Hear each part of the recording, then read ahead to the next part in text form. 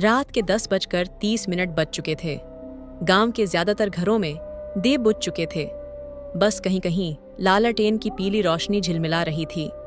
ठंडी हवा खेतों के बीच से गुजरते हुए अजीब सन्नाटा फैला रही थी। दूर कहीं कुत्तों के भौंकने की आवाजें माहौल को और डरावना बना रही थी। रामकिशोर अपने पुराने मिट्टी के घर के बाहर चारपाई पर बैठा था। घर में उसकी पत्नी शांति और 10 साल का बेटा पप्पू सो चुके थे। वह बीड़ी पीते हुए आसमान की ओर देख रहा था। काले बादलों के बीच कभी कभी बिजली चमक उठती और कुछ पल के लिए सब कुछ रोशन हो जाता। उसी वक्त उसने देखा, गली के मोड़ से एक आदमी उसकी ओर आता दिखा। लंबा दुबला पतला सिर पर अजीब सी टोपी और हाथ पर थैला लटकाए हुए।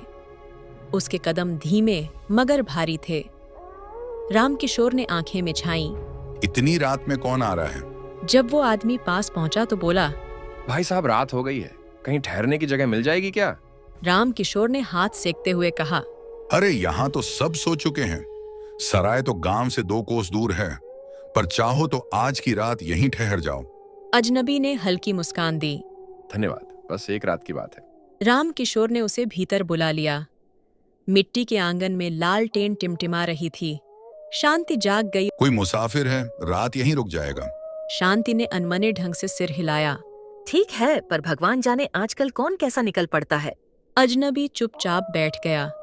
उसके चेहरे पर एक अजीब शांति थी, लेकिन उसकी आंखें बहुत गहरी और ठंडी लग रही थीं, जैसे उनमें कोई राज छुपा हो।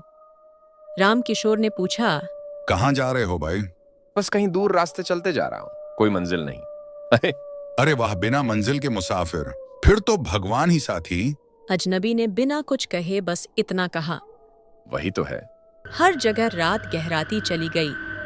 तीनों ने मिलकर खाना खाया। अजनबी ने बहुत कम खाया, बस 2 रोटियां और थोड़ा दाल। फिर बोला, अगर बुरा ना मानो तो मैं बाहर बरामदे में ही सो जाऊं। जैसी तुम्हारी मर्जी।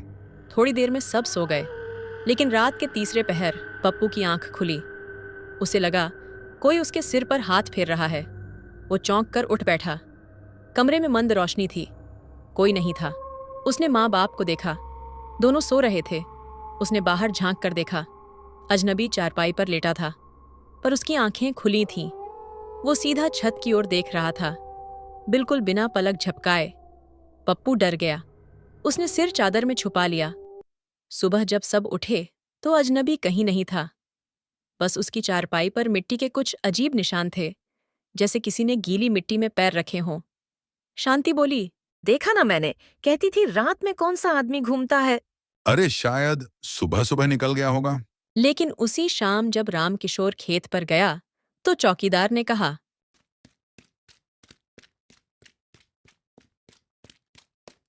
कल रात तालाब के पास किसी अजनबी की लाश मिली है। पुलिस आई थी सुबह, कोई पहचान नहीं मिली। कैसी लाश? कहते हैं चेहरा बुरी तरह सड़ चुका था, कपड़े फटे हुए थे, जैसे कई दिन से मरा हो। रामकिशोर के हाथ से खुरपी गिर गई। कई दिन से मरा हुआ, लेकिन कल रात तो वह मेरे घर में जिंदा था। रात को वह बात उसने शांति को बताई। दोनों के चेहरों का रंग उड़ गया। कहीं वो भूत तो नहीं था? रामकिशोर ने कुछ नहीं कहा, बस चुपचाप दीवार की ओर देखने लगा। लेकिन उसी पल दरवाजे पर दस्तक हुई। शांति शीघ्र उठी। कौन है इतनी रात को? उसने कांपते स्वर में पूछा। बाहर से वही धीमी आवाज आई, भाई साहब, मैं फिर आ गया हूँ, एक रात और ठहर जाओ। रामकिशोर का शरीर ठंडा पड़ गया। उसने दरवाजे की दरार से झांका। बाहर वही आदमी खड़ा था, लेकिन अब उसके चेहरे पर मिट्टी लगी थी और आंखें पूरी तरह लाल थीं। वो बोला, कल रात बहुत अच्छा रहा, आपने बहुत अच्छा स्वागत किया। रामकिशोर का दिल जोर जोर से धड़कने लगा। भगवान का नाम लो, दरवाजा मत खोलो। तभी दरवाजा अपने आप खुल गया। अंदर कोई हवा नहीं चली थी। फिर भी कुंडी हिली और फटाक से खुल गई। अजनबी धीरे धीरे अंदर आया। उसके पैरों से गीली मिट्टी टपक रही थी, जैसे वो दलदल से होकर आया हो। मुझे फिर वही जगह चाहिए, उसने कहा और बरामदे की ओर बढ़ गया। रामकिशोर बोल भी नहीं पाया, बस स्तब्ध खड़ा देखता रहा। अजनबी चारपाई पर लेट गया और आंखें बंद कर लीं। सुबह जब सूरज निकला, चारपाई खाली थी। बस उस पर मिट्टी की मोटी परत और एक पुराना लोहे का सिक्का पड़ा था। रामकिशोर ने उसे उठाया तो सिक्का इतना ठंडा था कि उंगलियां सुन्न पड़ गईं। पीछे से पप्पू बोला, बाबा वो अंकल फिर आएंगे क्या? पता नहीं बेटा, अगर आए तो दरवाजा मत खोलना। रात को गांव के मंदिर में घंटियां बजने लगीं।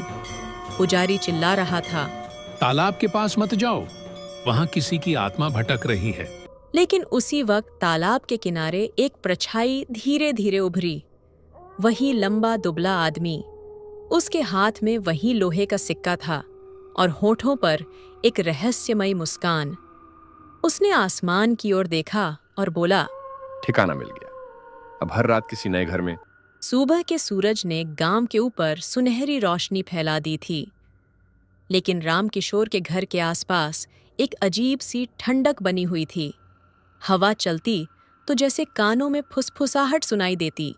मुझे फिर वही जगह चाहिए। शांति चूल्हे पर रोटियां सेक रही थीं, पर उसके हाथ कांप रहे थे। पप्पू खिड़की से बाहर झांक रहा था और हर परछाई को देखकर सहम जाता।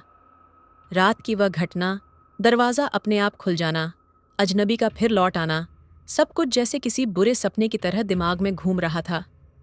रामकिशोर खेत पर जाने की तैयारी कर रहा था, पर उसके पांव बार बार ठिठक जाते। कहीं वो फिर ना आ जाए। दिन में भूत नहीं आते। लेकिन उसे अपने शब्दों पर भरोसा नहीं था। गांव में उस दिन अजीब माहौल था। तालाब के किनारे, जहां उस अजनबी की लाश मिली थी, वहां अब लोगों की भीड़ लगी थी।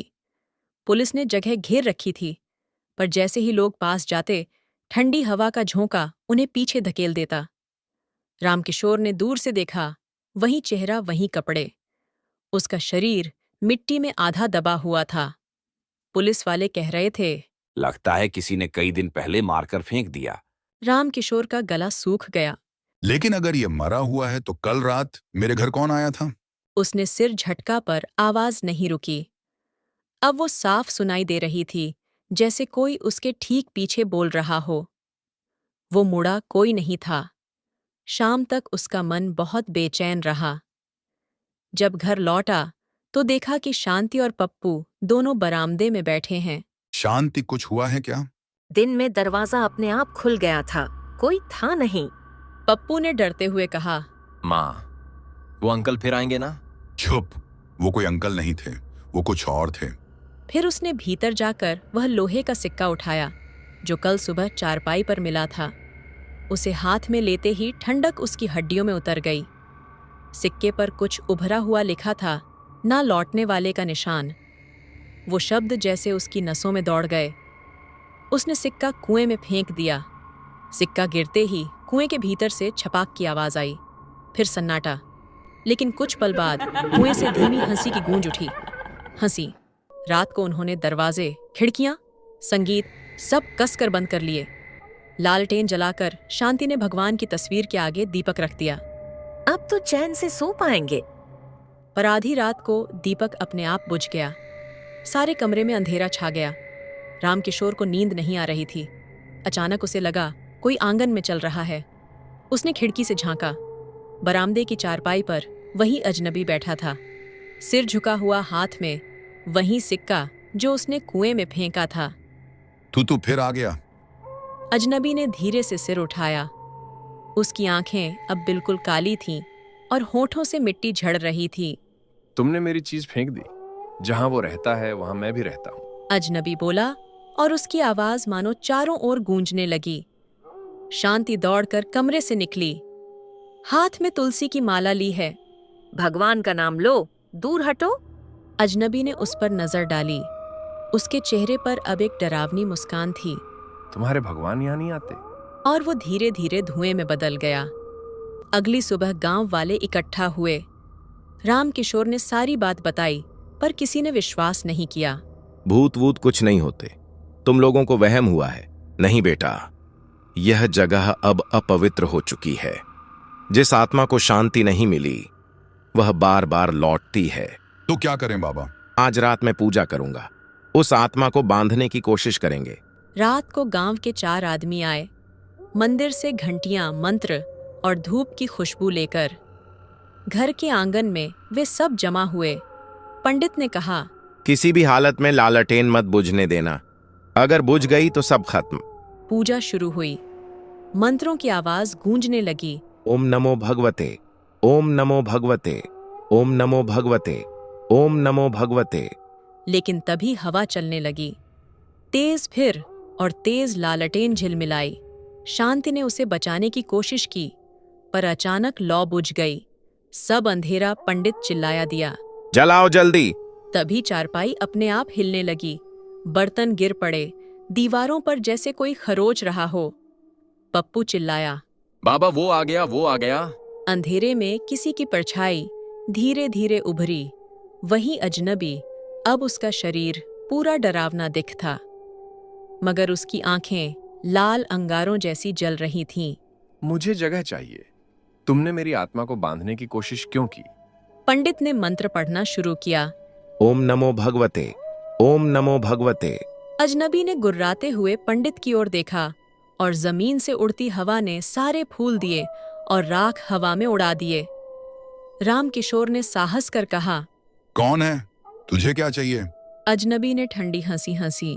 मुझे बस ठिकाना चाहिए जहां मैं अधूरा नहीं रहूं। अधूरा कैसी अधूरा? हाँ। उसने धीरे धीरे पास आते हुए कहा। मेरा शरीर तो मरा, पर आत्मा को किसी ने जलने नहीं दिया। मेरी चिता अधूरी रह गई थी। अब मैं हर घर में जाता हूं जब तक कोई मेरी आत्मा को पूरा मुक्त ना करे। शांति कांपते हुए बोली। अगर हम तेरी चिता जलाएं तो तू चला जाएगा। अजनबी कुछ पल चुप रहा, फिर बोला। पर ध्यान रखना, अगर किसी ने डर दिखाया तो मैं सबको साथ ले जाऊंगा। अगली सुबह पंडित ने सब गांव वालों को बताया कि आज शाम उस अजनबी की चिता फिर से जलानी होगी। सब ने मिलकर तालाब के किनारे लकड़ियां रखीं और उसकी अधली लाश वहां लाई गई। सूरज डूबने को था। हवा में अजीब सी गंध थी, सड़ी मिट्टी और धुएं की। रामकिशोर, शांति और पप्पू भी वहां थे। पंडित ने कहा, अब जब आग लगाओगे तो पीछे मत देखना, आत्मा निकल जाएगी। रामकिशोर ने माचिस जलाई और लकड़ियों में आग लगा दी। धीरे धीरे लपटें उठीं। जलने की गंध हवा में घुल गई। सब पीछे हट गए, लेकिन अचानक किसी ने पीछे से आवाज दी। मुझे फिर वही जगह चाहिए। रामकिशोर का दिल जैसे रुक गया। वो वही आवाज थी। उसने पीछे देखा। वही अजनबी खड़ा था, मुस्कुरा रहा था। तू तो जल रहा है। वो मेरा शरीर है, पर आत्मा अभी नहीं गई। क्यों नहीं गई?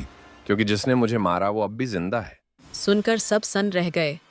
रामकिशोर ने डरते हुए पूछा, किसने तुझे मारा था? अजनबी ने धीरे से तालाब की ओर इशारा किया। वही गांव का चौकीदार। और देखने लगे। उसका चेहरा पीला पड़ गया। मैं कुछ नहीं जानता। अजनबी ने कहा, तूने मुझे रात में धोखे से मारा था। मेरे सिक्के छीन लिए थे।